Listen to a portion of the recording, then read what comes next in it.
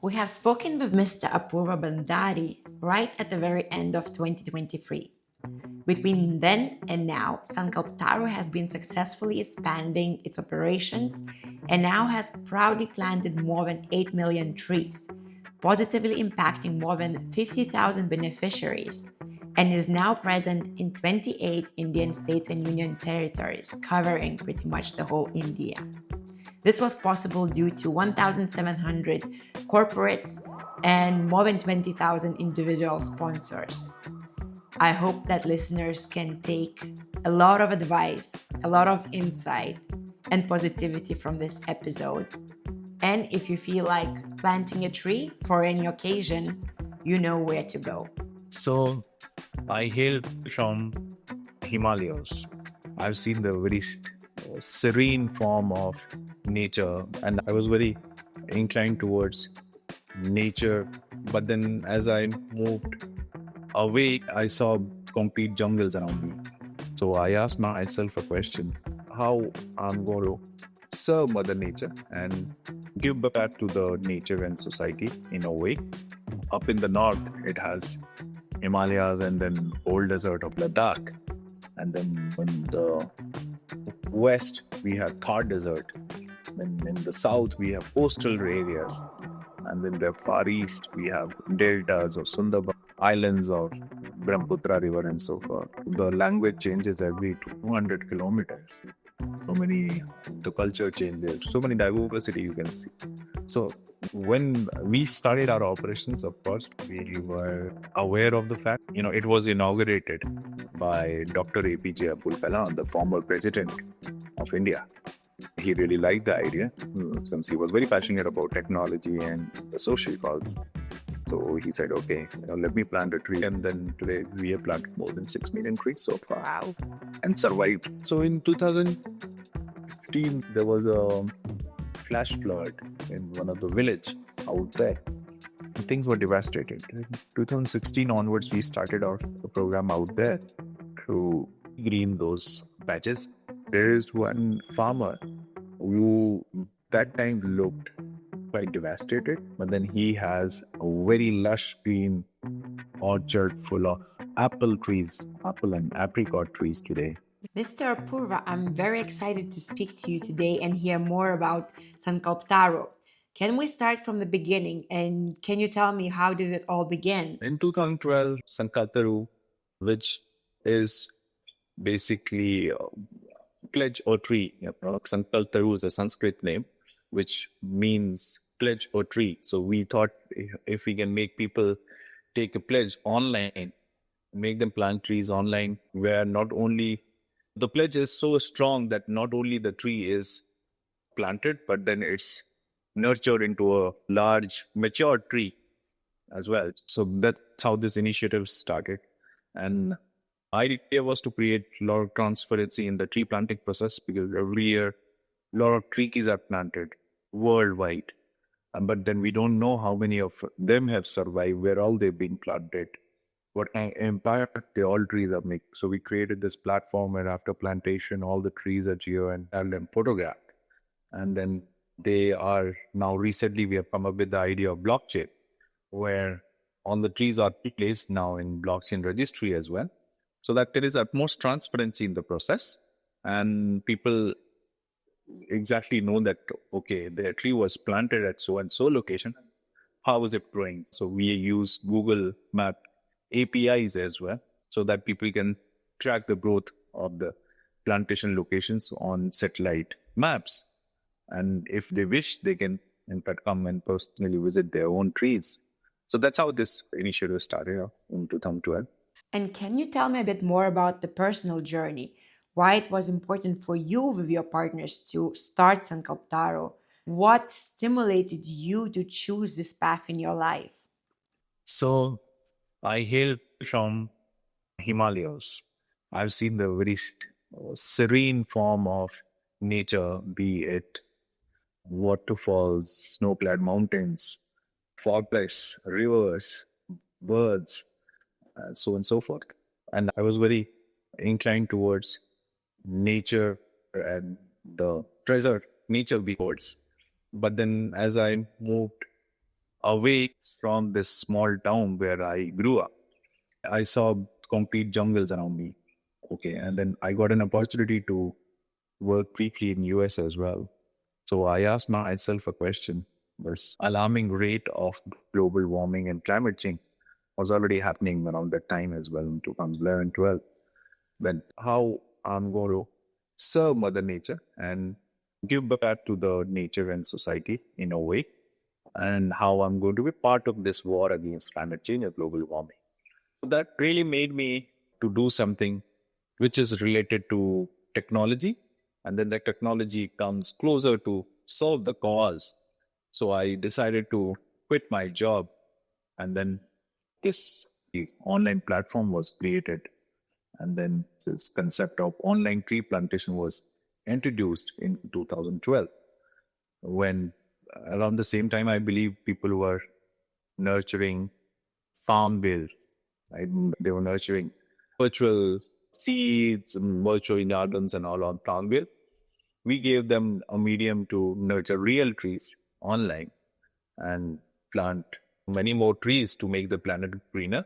So that was something personal interest was because of all these reasons. This is super powerful and exactly what I'm trying to understand through the podcast. How do people choose to make positive change versus spend their time employed or just on really commercial businesses?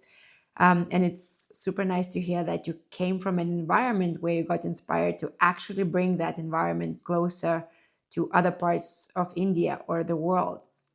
But can you tell me a bit more about that starting journey from the idea that you want to do this to the first tree planted?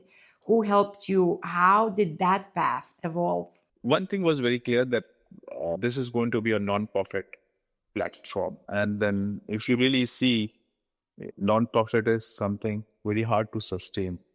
Okay, because so if you come up with a for-profit startup ideas, surely people would be really there to support you in terms of seed money, angel investing, and so on and so forth. But then we were very clear that okay, we would be doing it through a startup or through a non-profit mode, and then the resources were very limited, to be frank. So there were family and friends who came forward to support.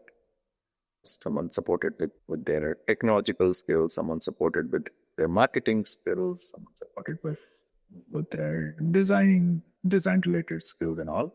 So then it took about a year to develop this platform. And as I said, when you are there in the non-profit world, you have a bunch of resources, and the same pain we were going through. But then thankfully, we participated in some of the idea sharing forms and competitions where we won some small amounts, which was again, flowed back for the development of this portal. So that with support came in, I must say that. And then, yes, if you have really noble intentions, real noble intentions to serve Mother Nature, I always believe that support will always come through. And that's what happened. And then the portal was ready. And then, it was inaugurated by Dr. APJ Abdul Kalam, the former president of India. He really liked the idea since he was very passionate about technology and the social cause. So he said, okay, let me plant a tree virtually. And that's how the inauguration started. And I believe after that, there's no looking back. And then today we have planted more than 6 million trees so far. Wow. And survived. Nice. How did you come in contact with the president? Was it because of the competitions that you went to and initiatives that you participated in, or some other occasion? Yeah, when this idea was presented at different platforms, there was a lot of, I won't say publicity, but then there was a lot of curiosity among people to know more about it. Everyone wanted to support, wanted to promote it. So somehow, there was a small event in Hyderabad, and then somehow I got an opportunity to place one stall inside that exhibition, which was about tree planting. And then when Dr. Kalam came to know about it, there is one such stall which is enabling people to plant trees virtually. He was very curious to visit us, and then that's how it started. Really, this sounds super amazing. Just like when you have a good cause, stars align and things start happening. So it's very interesting because you started organizing the tree planting digitally, but the physical activity had to happen also. So, how did you go about organizing the digital and the physical activities together? Oh, that's a great question. Particularly if I answer it in the context of biodiversity, which a country like India beholds, because up in the north it has Himalayas and then old desert of Ladakh, and then in the west we have Thar Desert, then in the south we have coastal areas, and then the far east we have deltas of Sundarban, islands of Brahmaputra River, and so forth. It's a very diverse country. The language changes every 200 kilometers. The weather changes. So many, the culture changes. So many diversity you can see. So now, when we started our operations, of course, we were aware of the fact that our operations should be very diverse. We should give an amazing experience to people to plant trees in Himalayas, in Thar Desert, in coastal areas, in plateaus, in Sungabats, deltas, and river islands, and so forth. But then it required a lot of planning and operational network expansion. We started off a small project, one of the southern state in India, and then in parallel. By the way, Dr. Kalam's first tree we planted in Himalayas, in a small school in Himalayas. So that way, we had one plantation location and up in the north of India, and one was southern part. So slowly and gradually, we wanted to expand it, give that experience of diversity, as I told you earlier. Yes, slowly and gradually, through sustained growth, we expanded. But the idea was very clear: be nurturing each and every planted circling into a tree. Because when we are talking about geotagging, tracking, monitoring, technology adoption, we are accountable for physically taking care of all these SIP. So we came up with various ideas where we said, okay, we will first model will be where we will plant trees on farmers' land so that these farmers take care of them and in return they harvest fruits and it supports their livelihood.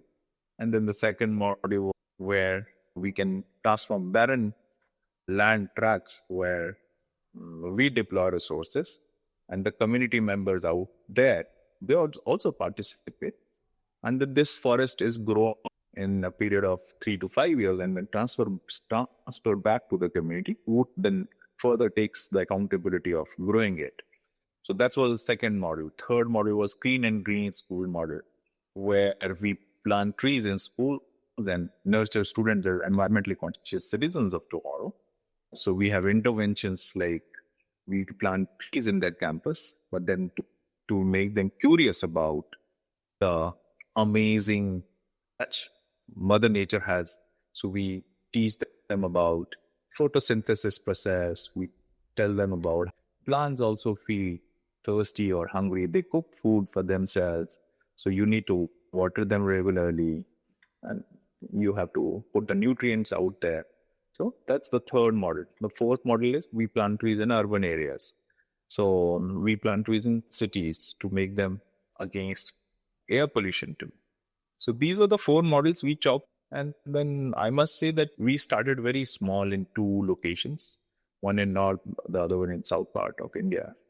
And then slowly and gradually we expanded. And today we are present across 27 states and union territories in India. Almost every part of India we have covered. Wow, this is a huge story, which, to be honest, I wasn't expecting to uncover. Because now it sounds that you're not only planting trees, but you're also addressing so many communities and adding value to their lives and their livelihoods, as well as the people digitally planting trees.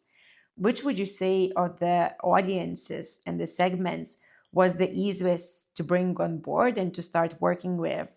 Where are you now and how did you expand over the four of them? And which one of them is the biggest now? Oh, good. So that's an interesting question again. If you ask me, tree planting activity needs a lot of seriousness, because planting or sapling is easy, but then growing it into a tree is difficult. So if you ask me that way, which might be the easiest model, I would say they are all require hardships, some challenges, given the nature of terrain we operate. And as I said, some of the harshest terrains we operated, the geographies have different challenges attached to it. But we wanted to make this rural livelihood support program more impactful. And we saw that there would be a lot of impact through employment generation, fruit production, and help the livelihood of the farmers, giving them, de-risking them from uncertain weather conditions like hailstorm or drought or rain, hurricanes, and other things. So it would be something that let's focus on this model, the Rural Livelihood Support Program. So so that's one of the largest program as we talk about it. So, today we have a reach to more than 40,000 farmers across India. They are our beneficiaries, growing more than 30 to 35 fruit species: apple, mango, coconut, orange, walnut, apricot, you name it, and they're growing it in different parts of India. Yes, that was challenging, yet satisfying, seeing that kind of impact made to the lives of farmers. And yes, that way I would say that it was a quite scalable model which we adopted. And that's where we are today with these 40,000 farmer beneficiaries. Your story simply gives me goosebumps.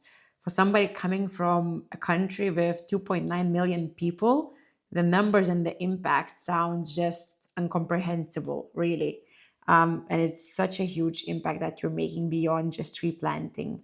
Incredible. And it sounds that you really need a big team for organizing this.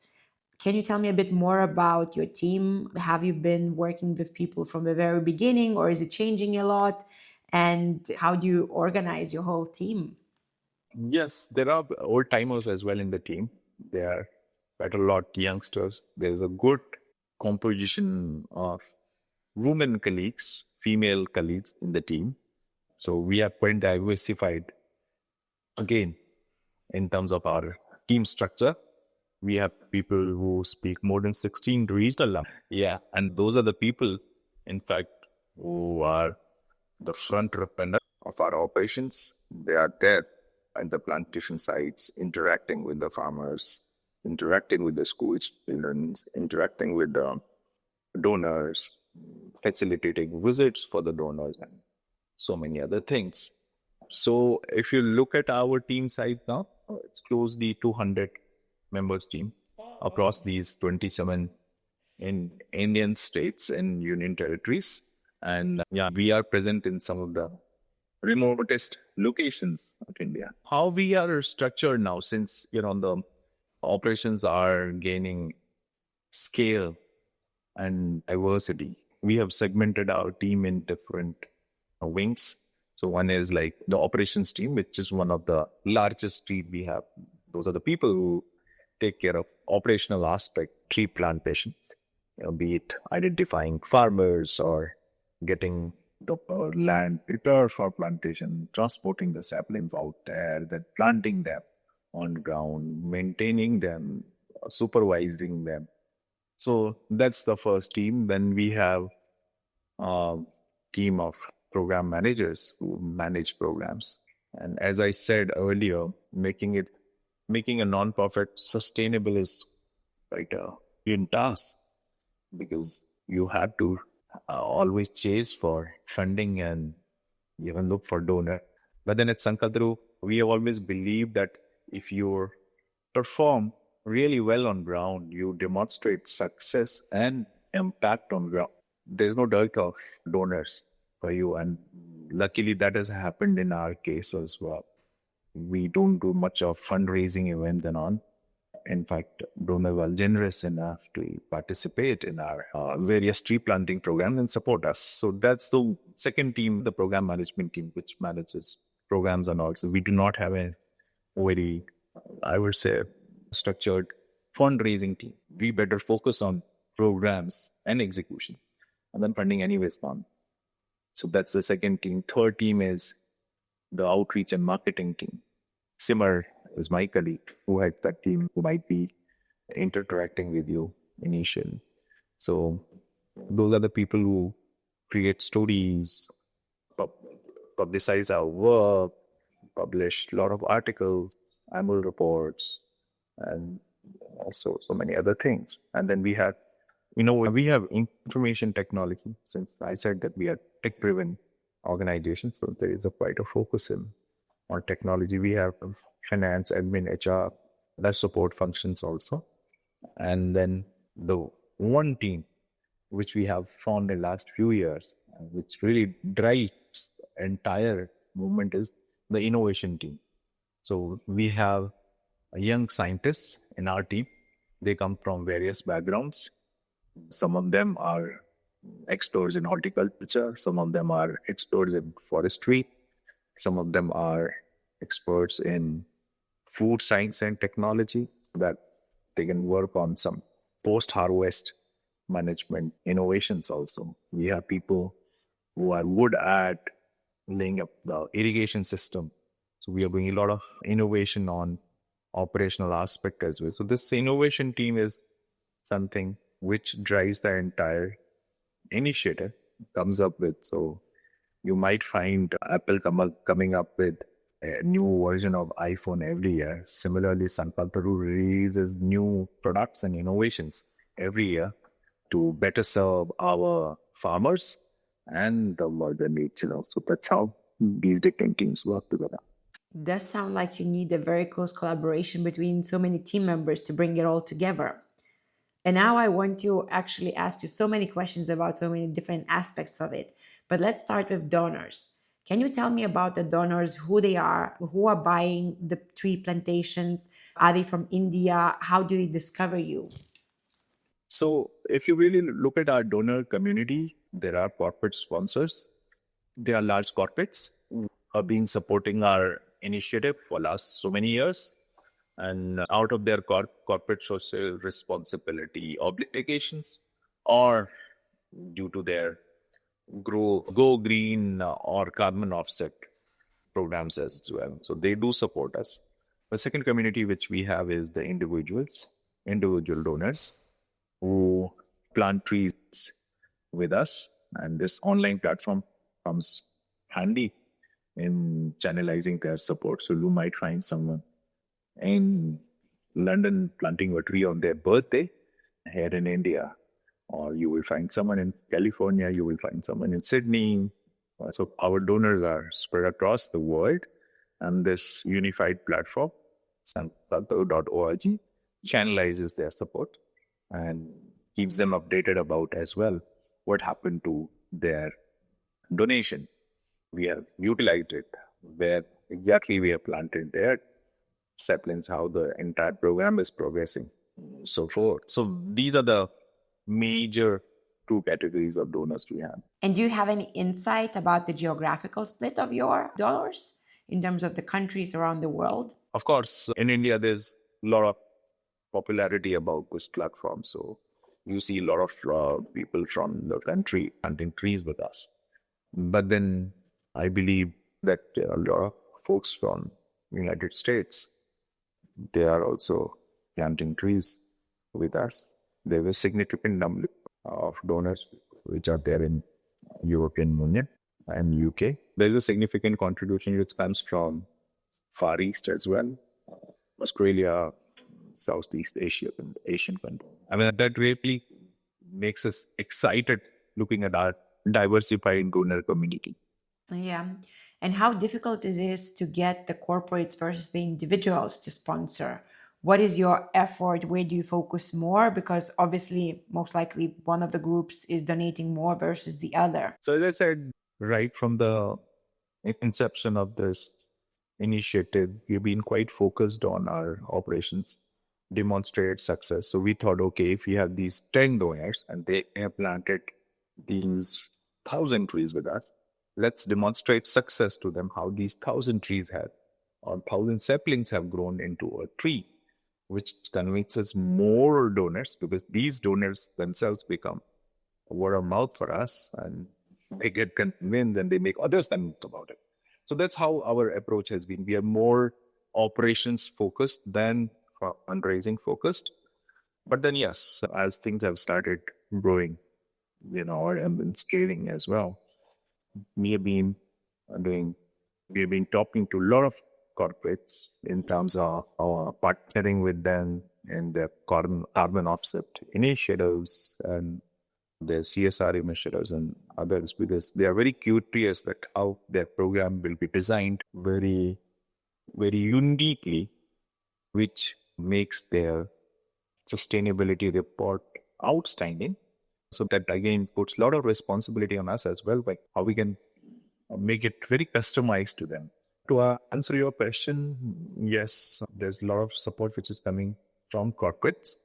So our corporate donors are major source of our funding. But then there is a significant chunk of funding which is coming from our individual donors as well. I must say, people silently donate on specific dates of every month. They do recurring plantations with us. They've been doing it for so many years. We believe that yes, this contribution of theirs will make a big impact on planet.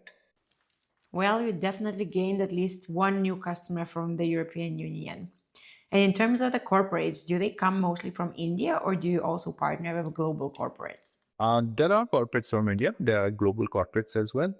And as I said, there's a lot of focus from worldwide corporates as well, multinational companies to meet their carbon neutral pledges. And when India certainly has a lot of access to land and a lot of afforestation programs are going on here. So the support comes from worldwide corporates as well. Very interesting. And the world has changed significantly since 2012 in terms of the whole carbon accounting and carbon emission offsetting industry. What are the changes that you have observed? Because you've definitely been through all of it. Is that it's drastically different from the way it was back then versus to now from your perspective? Yeah, again, an interesting question because I have seen that paradigm shift from 2012 to 2023. And in between pandemic, like COVID has also happened, which has taught us to operate online or operate remotely. So if people found our platform to plant trees online without going to the ground and gained a lot of popularity during COVID times. So that's one shift, I must say. Typically, talking in terms of the shift which we have seen among the corporates. So earlier, I believe the corporates were looking at programs because of few reasons that yes, go green initiatives and all they wanted to be part of. It was part of their marketing strategy and all. But then I believe later and in recent times, when there is focus on pledges and all, there's a lot of seriousness where which corporates have put in terms of how they operate, how their operations work. They are equally curious to cut down their emissions internally, and then of course look for programs externally which can also help them in meeting their carbon neutral pledges. So there's a lot of seriousness now of late which has come. So that's one shit I must share with you. And then the other one, which I already told you, that COVID has made us learn so many things. COVID has made us learn that we have to respect nature. And if we really protect and respect nature, she will protect us back.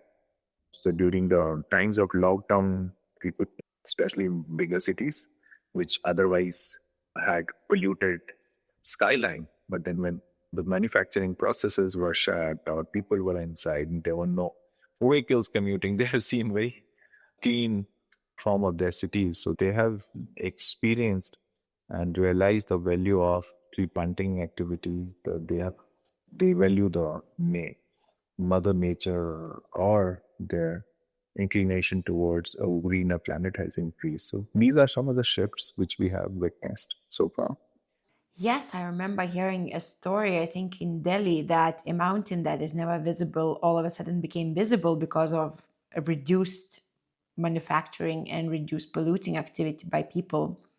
A very good insight how Mother Nature could actually benefit if we all started staying home more. But changing a topic a little bit, what about the seeds of the trees? What are you doing with the seedlings? Where do you get them from? Are you already growing your own seedlings or are you partnering with someone else? When we talk about these fruit bearing trees, the quality of seedlings or the small seedlings is very crucial, because farmers nurturing them for 3 4 years and they bearing no fruits might bring disappointment to that. So we are aware of that fact. So we always try to strike a balance between environmental impact and then socio-economic impact of the which is brought through the fruits basically. As I said, we are quite innovation and technology oriented organization. So we works continuously in evolving newer varieties of saplings, which we then we supply to our farmers. So that's one approach we have taken. When it comes to forestry related trees, our forest itself are now becoming source of nursery. So we have nurseries in various forests. So be it a forest in Thar Desert, be it a forest in coastal area or South India, we have started establishing nurseries within those forests. I must say then these trees, which have already grown up, are now up to growing more forests through seeds. And that's how we are working on this. And I must talk about one initiative which is about seed bombing through drones.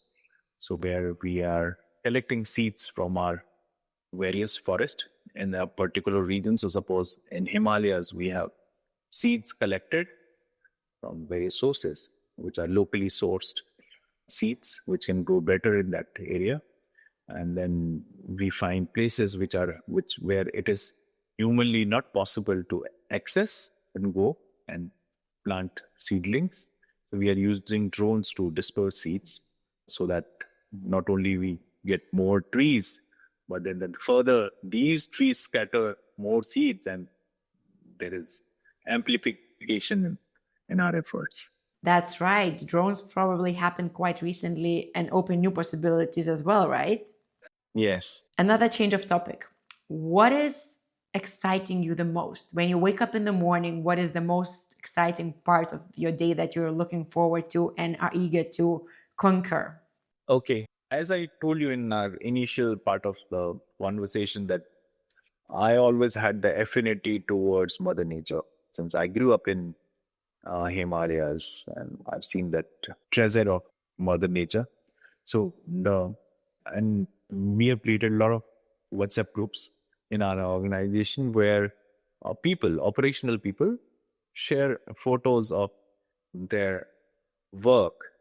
What are they up to? If they are watering trees, or if they are nurturing them today, or if there is any birds spotted in any of the forest grown by us, or how does the lake developed within the forest of ours look like today when it's quite bright and sunny. So those photos, or if I'm visiting them, that really makes me excited because they were all barren tracts of land earlier. And then Mother Nature has really shown the magic and transformed them into lush green forest by cleaning it supernatural, how would say. I can only imagine what it feels like to see that impact that will last so long as well. And also knowing about all the people involved. That is a definitely good motivation to wake up in the morning and conquer the day. And in terms of any specific stories that maybe stand out or resonated with you since 2012, do you have any specific farmer or children's stories that you would like to share? Yeah, there are few stories. In fact, one is from Ladakh. that is Thar Desert in northern part of India. So in 2015, there was a flash flood in one of the village out there. And that flash flood unfortunately swept away their land and fields, right, where they used to grow their crops. And things were devastated. In 2016 onwards, we started our program out there to green those patches. There were a lot of efforts put in terms of making those fields earthwork, of making those fields very well leveled. So that was one effort. And that has been done collectively, not only Sankalptaru, but then I believe community also participated. So there is one farmer now who that time looked quite devastated because of this destruction. But then he has a very lush green orchard full of apple trees, apple and apricot trees today. And I visited him 2 months back. And then I believe that's the real transformation from zero or from negative side of it really bounce back and show the impact. And as we always say that if you really protect nature, it will protect you. This story is always very close to my heart of this farm. Yes, this does sound like an amazing story, and I bet that you have so many more of them. What about the completely other side? What are your biggest challenges? What have been your biggest challenges, and what are they like now? Okay. So if you see, planting and nurturing trees was not difficult few years back, but now it's getting more difficult. But then people might ask me or challenge my argument, right? By saying that, okay, there's been technological advancement. So how, to plow a land, it has become easier. You don't have to do it manually now. You have machines to dig the pits and so on and so forth. But what I'm saying is there is decrease in natural resources as well. So because for nurturing a tree, you need water. In some parts of India, the water levels have gone really, really low, and you don't have water at all to drink. And then, it's very challenging to put a tree plantation program there and then make it sustainable. We need water to irrigate. That way, I would say the consequences of climate change and global warming are giving us a very tough challenge. And I only listed, suppose, this water scarcity, but there are many other challenges. There are unseasonal rains or hurricanes, storms, hailstorms, it might snow. And that way, global warming, climate change are also giving us a challenge. But then again, if you have noble intentions and you really want to serve Mother Nature, she will definitely come and support you. So there have been instances where we have we have bridged these challenges with support from Mother Nature in terms of natural resources. Sometimes we might use, suppose there's no electricity connection now somewhere, and it's very difficult to the drip irrigation system, micro drip irrigation system. So we are putting solar PV panels to operate that irrigation system. Certainly, technology is supporting us in meeting those challenges as well, which are drawn from global warming and climate change. It's actually super interesting that you're observing these changes with your own eyes.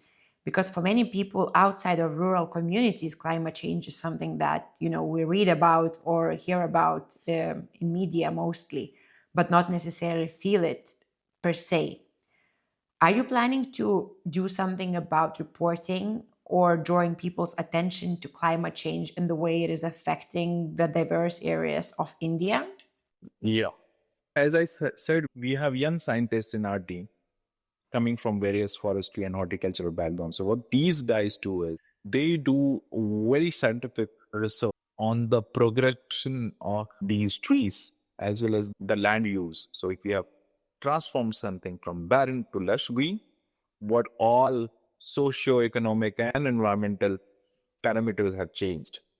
And then these guys publish papers and also invite other research communities to basically come and record these observations. Yes, that's what we have been doing. And then we have a very interesting initiative called Internet of Trees, though Internet of Things. IoT is one term which is catching attention, but we have an initiative called IoTrees, where we are putting sensors on our trees and plantation locations, and real time data is being monitored from these plantation locations, and then it's being observed, analyzed, and then published for the betterment of the research and impact. I have to admit, you really have surprised me with the level of technology and research that goes into something that I thought tree planting. So kudos to you. And this is a really big news to me, and I hope to the listeners as well. And of course, there are so many opportunities to partner and to produce reports and insights and everything, which I hope that the audience will be keen on doing. So, what is next? What are you planning? What are the biggest things that the few of the next years have in store for you? We are now planning to expand globally because of COVID and certain restrictions. Of course, this expansion plan was delayed a bit. But as I said earlier as well, India is the country which has all sort of weathers and climate present. Okay. So climatic conditions present. We really want to share or leverage this experience by planting trees in other geographies of the world, be it Southeast Asia or some of the African countries and others, so that this platform can create impact in other regions also, and we can share our knowledge which we have gathered in working diverse country like India. And are you worried at all? Because I hear a lot of stories, at least in the West, about greenwashing, where companies are pretending to be offsetting the carbon emission, but it's becoming an area where people kind of stop trusting it a little bit because of lack of proof and because of some malpractices. Are you being affected by that? That's a good question.